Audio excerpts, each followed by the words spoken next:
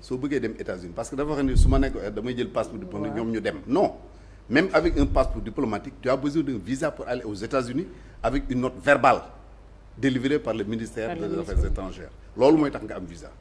même avec le passeport diplomatique. Ah d'accord loolu baax na ñu préciser ko. D'accord léegi ci wàllu diplomatie boobu sax laa bëgg a ñëw. nan nga gisee actuellement suñu diplomatie ni ñu koy doxalee nii parce que am na fi ay jëf yu fi jot a am ñenn ñi jàpp ne ay faux pas la ci jëwriñ ñu njëkk ji ñenn ñi jàpp ne aw na yoon alors ci wàllu diplomatie bi ni muy doxee nii actuellement lan nga ñu ci mën a wax. waaw xam nga diplomatie mi ngi mel ni équipe bi football di ñëw wala mbër mi bëree ji di ñëw. da ngay daan wala ñu daan la soo daanee baax na mbër bu baax la. équipe bi su gagné équipe bu baax la. bu ñu ko gagné équipe bi baaxul. y a pas d'autres explications. je veux dire par là que notre diplomatie marche en reculons. loolu du lu nit mën a contester. te li koy wane.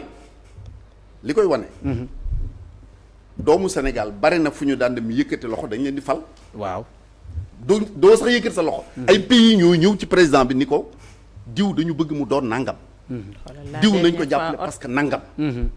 malheureusement. depuis quelque temps on voit que demeetul noonu suñu doom yi nekk ay candidats à des postes de responsabilité dañ leen a noyauté jàlluñu et ñan ñoo leen di éliminer ñoo nga xam ne on a du respect pour tout le monde parce que ñun ñëpp ay nawla la ñu en Afrique mais nag classe bi am na ku jël premier am ku jël deuxième am na ku jël ndaare ñooña rawuñu dañoo nekkoon ci suñu ginnaaw tey ñooñu voilà ñooy bombé la poitrine ci suñu kanam c'est pas une bonne chose donc mënuloo nekk ci xam nga le monde du benn ruq ku nekk sa ruq le monde est un village planétaire benn réew mënul jóg ni damay dox rek di def lu ma neex di wax lu ma neex kenn mënu ci dara ce n'est pas possible surtout réew moo nga xam ne sa doole fa nga bëgg mu toll fa tolloogu fa donc suñu diplomatie ay la yéwén fa ñu bëggoon mu ne ak fa mu nekkoon parce que quand même le Sénégal a connu de grands diplomates am nañu ci conditions yu jafe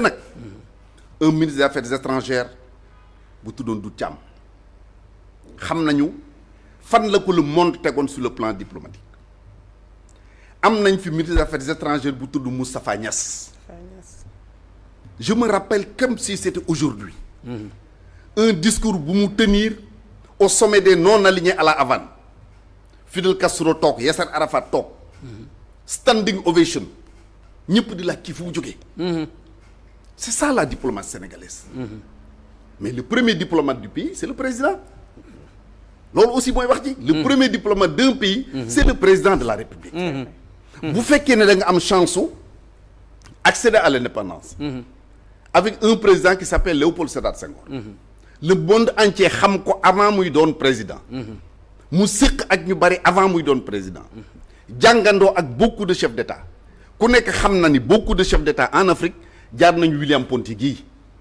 mooy les premiers chefs d'État en Afrique que ce soit les Houphouët-Boigny ñeneen ak ñeneen jaar nañu Sénégal jàng nañu fi la deuxième génération même chose jàng ak la génération de Abdou Diouf nga xamante ñoom jaxase ak ñoom séq ak ñoom yu bëri avant même ngeen di accéder au pouvoir c'était le cas du président Abdoulaye Wade qui depuis les années 57 l'histoire elle est importante ku koy bañ rek da nga baaxul l'histoire est fondamentale soo bëggee avancer depuis les années 57 Abdoulaye Wade di sol robe bu avocat am di défendre les prisonniers du FNL d'Algérie di financer de sa poche ñu nga xam ne c'était des combattants du MPLA d'Angola du Mozambique du Frélimo un peu partout dans le fay seen billet d'avion mu am lu mu séq ak ñoom séq ko ak ñoom Bouteflika séq ko ak Obasanjo ainsi de suite séq ko ak Mohamed El Khadafi il est normal que diplomatie boobu nekk ca kaw Macky Sall wax nga ko léegi a eu la chance suivre ñooñu ñi fi nekk tey amuñu chance boobu amuñu chance su amoon occasion di dem dans des sommets à travers le monde man am na loo su ma koy wax jànguma ko dama ko fekke bu ñaari chef d'état di toog di wax ma toog am na lu ma fi jëlee bu ñuy dem au sommet de l'Assemblée générale des Nations Unies ma dem mission préparatoire dem Union européenne dem CEDEAO dem feneen ak feneen am na loo fay jëlee donc am na benn niveau boo fa eggee yàlla may la loolu da lay aider ci sa diplomatie mais bu dee ne amoo ko woon te il faut faire très attention xam nga léeg-léeg nga gis benn Sénégalais bu ñu la présente ni la il était aux Nations Unies oui il était aux Nations mais lu mu fa doon def na fa nekk sax kii bu ñu ko indi ne Walf la nekkoon. lu mu doon def Walf. c'est alors nekk Walf taxul ngay bitee de. taxul ngay gubis. taxul ngay biti.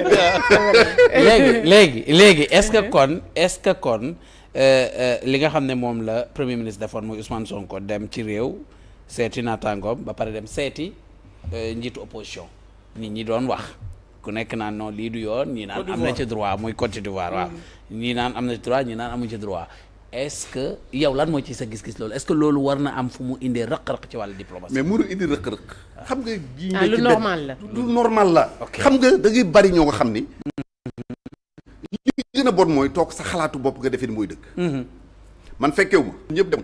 mais boo demoon si Ousmane Sonko laaj ko. bu la nga dem ci Ouattara laaj ko. dina la ni Sonko wax na ma ne day seeti boobu bag boobu. c'est souhaitable. mais Mauritanie nekk nañ fi di xeex Abdoulaye Wade woo leen fii palais. waaw dajale leen. keroog dafay wax ak ñoom ba ak mu tapé la table non je me fais à la réunion jóg génn ma daw dab ko bay góor gi munu ma meruma dama leen di napp. effectivement gars yi dañuy toog revenir à la raison. donc ñaari nit bu ñuy jàmmarloo. il faut que mu am ku bokkul ci ñoom. ku leen mën a defaree. donc un président man je suis sûr fekkewu ma de. mais leer na ma ni. Ouattara xamoon na ni. Ousmane Sonko ma ngay seeti. escorte boobu sax la demee. voilà escorte la demee waaw. c'est-à-dire que ñun dañu bëgg ay détails. te détails nag xam ñu ko indi. ñu xamul dara. xamuñu lu xel. mais un pays fonctionne comme le monde fonctionne comme. d'accord man dernier point bi nga xam ne moom lañ ko war a waxtaanee muy pouvoiru premier ministre. alors sànq damay sukkandiku ci mythe bi ñu doon wax. alors aujourd'hui est-ce que mythe boobu nekk lu ñu séddoo la moo tax. lu ñu séddoo. waaw c'est-à-dire xam nga tey am na pouvoir yu bëri yoo xam ne ni président de la république daf ko jagleel le premier ministre mu di ko doxalee. nit ñi dem sax ba jàpp ne premier ministre mooy diriger réew mi. moom la ñu bëri loolu la ñuy jàpp ne mooy diriger réew mi est-ce que pouvoir yooyu noonu est-ce que maanaam pouvoir bu toll noonu un premier ministre am ko est-ce que lu baax la ci doxunu réew. d'accord su paree. xam nga on ne peut pas être plus royaliste que le roi. dëgg la. président de la république bi ñu fal. mu yore ay pouvoir am. dénk ko nit. nit ka di ko doxal. jàpp naa ne ka koy doxal bu ca defuloon lu ko gënal. mu nangu ko. mbaa mu wax ci bopp au moins. mais gëmuma ni nit en tout cas musuma dégg ku ni dégg na ko. président de la république di respect position bi nga xam moom la Ousmane Sonko toogee en tant que premier ministre. xam nga mos na fi recevoir le corps diplomatique le premier ministre recevoir na leen. ma gis ñu ko doon kaas. man leen mais yenn aussi kenn xamul lu muy tudde parce que ministre des affaires étrangères day convoquer le corps diplomatique. effectivement n'est-ce pas. waaw ku yilif affaires étrangères. du premier ministre. qui peut le plus peut le moins. peut le moins c'est vrai. donc à ce niveau pour man je ne vois pas gis nga ñun lu ñu war a ñaan yàlla. mooy premier ministre ak président lu ñu gën a juboo buñ ko xeeb. maanaam kuy ñaan ku bëgg njariñu Sénégal. da ngay ñaan président ak premier ministre mel ni mburoog soow. la ñuy wax ci seen biir nekk ñoom la concerné. ñun xamuñu fekkewuñu. te gis nga diggante bu yàqu. ñi ko yàq. mooy wàll yaan yi. ña nga xam ni ñii ba ñu sos seen parti fekke woo. ba ñuy xeex fekke woo. ba ñu tëdd kaso fekke woo. ba ñuy añee mburoog caaf fekke woo. dañu dem ba jël seen pouvoir nga ñëw wàlli si ci. bëgg a wan nag ni leen maa leen gën a bëgg Ousmane Sonko te bu sa pexe jubul Ousmane Sonko du falu. bëgg a wan nit ki du maa la gën a bëgg Diomaye Faye. te bu sa pexe sotti woon Diomaye du falu du falu. ñooñu fu problème am ñoo ko fi indi. donc il faut que sénégalais ràññee leen. ñoom ñu nekk au pouvoir aussi ràññee leen ça ne veut pas dire que bu leen boolee ñeneen seen pouvoir non. parce que parti ñetti nit ñoo dajaloo sos ko. bu ñu yemoon foofu rek parti bi du egg au pouvoir. da nga koy élargir dem ba élection jot ñu bokkalul parti ñëw jàppale la. nga jël pouvoir ñu bokkul ci sa pouvoir ñëw dugg si ci.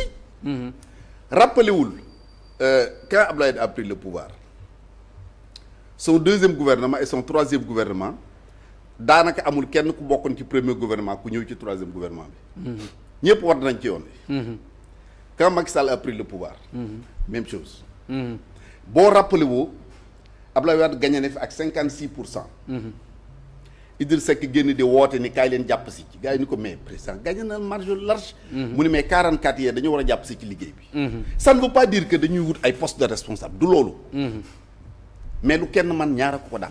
exemple terre à terre su président ne nañu génn bale mbedd mi. mais bu nee génn leen bale waxul waa Pastef rek. ñëpp la wax Sénégalais yëpp. Sénégalais yëpp la wax. te niveau boo dem nag c'est exactement la même chose. d'accord ñu ñëw ci 15e législature bi ñu duggaale biir assemblée nationale gis nañ fa yoo xamante ni ku mel ni Guy Marius Sagna day génn di koy dénoncer moo xam ay suukaru koor la moo xam oto yu nu war a jëndal député yi nangam ak nangam yoo xamante ni nee na liñ daan dénoncer ci ñële jóge fi moom la ñu nekk di reconduire. nan nga ko jàngatee parce que man pour man waruñu attardé wu ci ay sukkaru koor ay nangam mais oto député ñoom bi ñuy wut réew mi déggoon nañu ñu ne député waruñu ko jëndal oto. waaw xam nga mooy li ma la wax ci njëlbeen. jafe-jafe yi ñu am yëpp ñoom tey communication yooyu la. moo leen ko def. te man dans le projet que j'ai toujours prôné. dama ne député warul am salaire. mais bénévole la war a. voilà mais da war a am indemnité de session. indemnité yooyu mën na ëpp salaire. mais li may bëgg ñu bàyyee ko foofu li ma bëgg ñu éviter ko mooy am na député am duñu jaar assemblée lu fin du mois. et de tout le temps. ba fi ñu toog di wax fin du mois la ñu dem jël seen salaire dem seen yoon. loolu pour nga dindi ko booy boo nga am salaire bu ëpp bi nga am ni tey mais sa présence à l'assemblée moo la ko may. par contre député dafa war a am oto. wax naa ko ci njëlbéen man d'accord mu un pouvoir bu ñu mel ni ay clochard. mais gis nga ku la sutur du la may ker. waaw nguur boo ci dëkk dañoo war a xam ne ci nguur nga ne. mais absolument nit ki c'est pas que da ngay ay jouissance du loolu. c'est des outils de travail. mënoo jël un député ni ko da ngay wër tout un département da ngay wër tout le Sénégal parce que le député c'est pas seulement le député du département. c'est le député de tout le Sénégal. ba pare muy war a vélo di dem ay cag-cag di dem di dugg ay taxi di dem. su ma benn xarit. waaye mun na war oto boo xam ne moom moins cher que 50 millions wala. wala àndoo ci loolu bi tey waaw du ñu ay fàqee. waaw non du ñu ay fàqee. tey bi tey boo demee di jënd oto da ngay wut oto bu baax ngay jënd. d'abord oto bu baax na mais sécurisé na la. waaw du dëgg oto bu baax bu am sécurité. kon yow da ngaa àndi ci 50 millions ñu jëndee ko oto député. pourquoi pas duñ ko jënd. je suis pour. li ma àndul. mooy li ma la wax mooy seen discours bi ñuy tenir. te discours boobu sore ak la réalité. ok c'est le seul problème. mais jënd oto 50 millions c'est tout à fait normal.